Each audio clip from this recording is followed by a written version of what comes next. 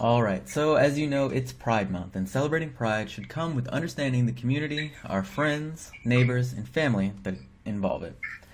As underrepresented as the LGBT community may be in the media, groups and organizations are fighting for us in real time to see them as media may not always do as well.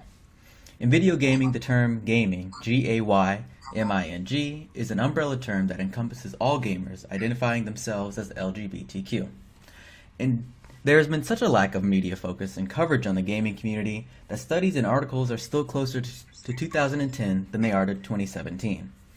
Representation is more than an article or a magazine cover, and even extends beyond characters whose being gay is more in stereotypical Hollywood ways. Representation is interactive, it's story sharing, and most importantly, safe and open conversations that take away the stigma and stereotypes associated. The term gamer has no official source, but the etymology of it can be sourced through the gamer.org controversy through subreddits.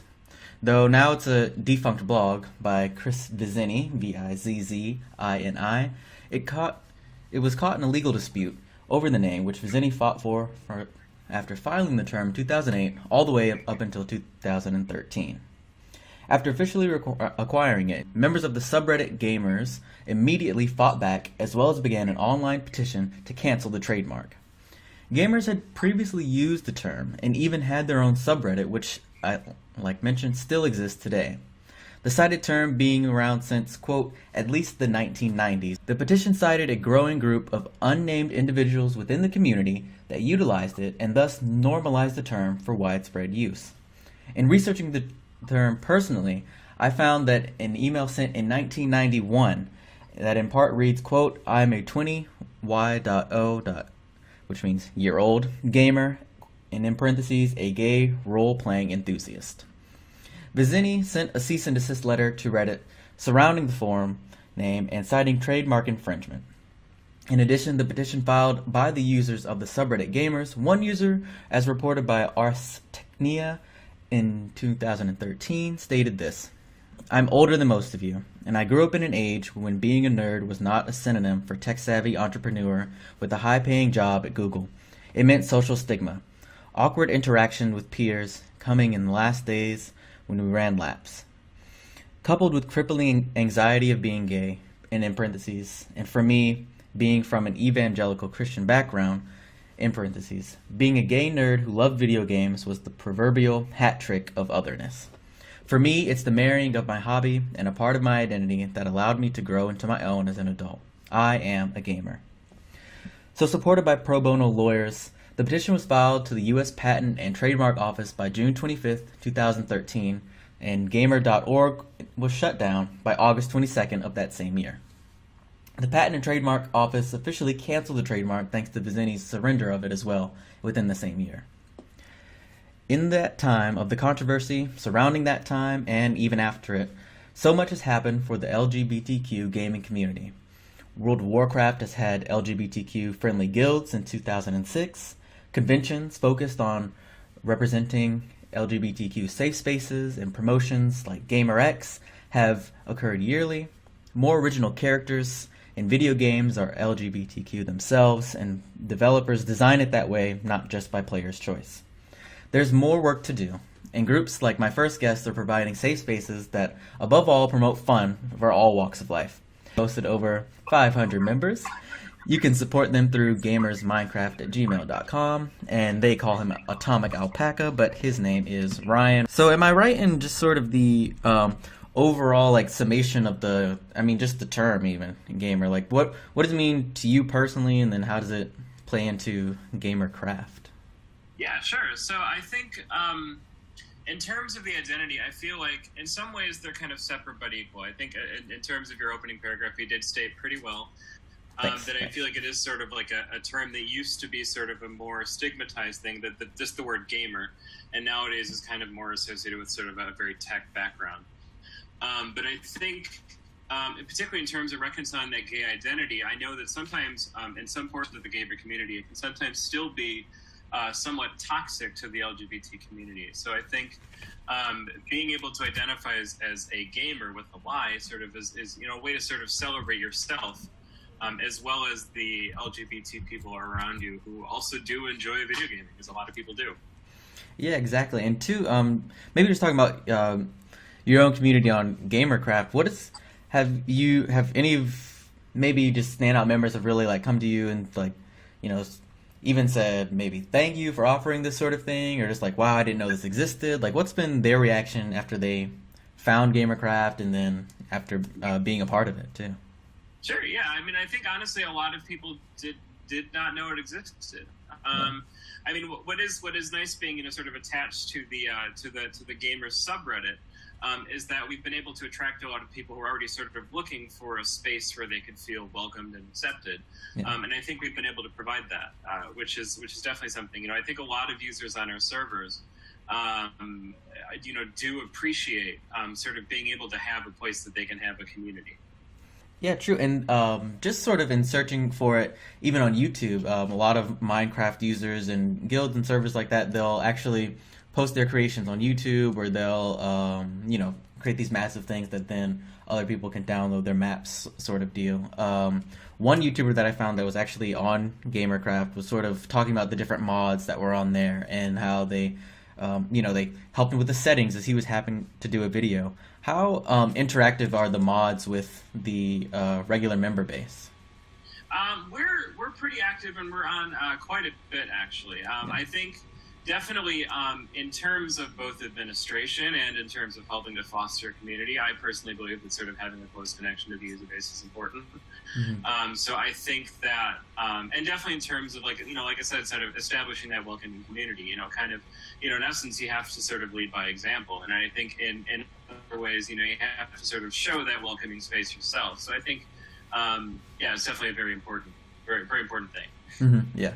And two, I talked about representation in the media. What's just before like getting into it too much, like what's your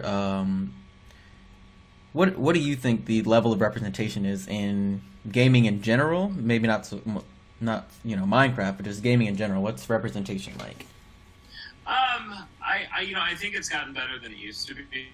Okay. I think there's definitely room for improvement. I kind of remember, sort of growing up and playing The Sims, and and same-sex relationships were not an option on the first Sims, or at least it was, but not in like any way that we would accept today. And I remember The Sims 2 is actually kind of sort of a breaking ground in that point, because it actually allowed both same-sex relationships and same-sex extended relationships in The Sims 2, if my memory serves me correctly. I could be wrong, but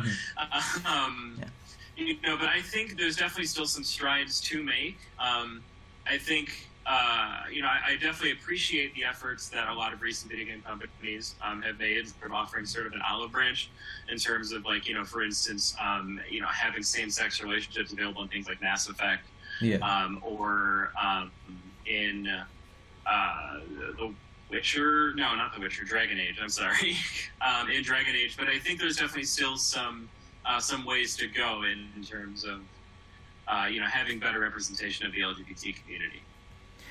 And two, maybe just as a message to gaming developers, what do you think they can do? Obviously making characters that represent more people and the LGBTQ community. What can developers do sort of to reach out to gamers already that are going to the conventions, that are a part of guilds like Gamercraft? What can they do to sort of like really grasp like, okay, this is what we need to do, this is the representation we need to show in our games? Sure. Well, I think, part of it, it's just something that I still think needs to be worked on, is that I think the, in terms of representation of video games, I think they need to, be inclusive but not tokenized, because I feel like that's sometimes been a bit of an issue, in some games. But I feel like on the other hand, I feel like, honestly, just in some ways, just, sort of saying, hey, we know you're there, we appreciate, this community, and we appreciate what it's provided. I think that's definitely, a good step to go for that. Mm-hmm. And what can sort of, in advice in the opposite direction, what can players who are either looking for a community or players who are, maybe they don't want to join a like specifically gaming community, they're just playing general multiplayer games, what do you think they can do to sort of encourage others and to encourage people that they know to support the same things that you guys are? Sure. Well, I think especially in I think the online community, I think especially, gaming is notorious for having a lot of toxic language. I really hope that people kind of reduce that use of some toxic language, especially, in a lot of more competitive games. I definitely would encourage, any gay gamers out there to find a community like us, the Gamercraft server, where, we're definitely available, for those who like to play Minecraft. But I think for people who aren't a member of that community, I think it's just a matter of just being accepting. I know that's kind of like a really, sort of vague, vague thing, but I think it really just ultimately comes down to acceptance. Yeah. I think I know at least online, especially when I'm playing like Overwatch, and somebody makes fuck joke, it's sometimes difficult to point that out and say, hey, that's actually offensive to people, who are playing right now, because people don't often have a positive reaction to that. And so I think, sort of minding that kind of language is sort of a good place to start. Well, awesome. Again, that is Atomic Alpaca from Gamercraft, which, again, everyone can support through gamersminecraft@gmail.com, which we'll link in the descriptions below. Ryan, thanks so much again. We'll be right back with Gaming Lately.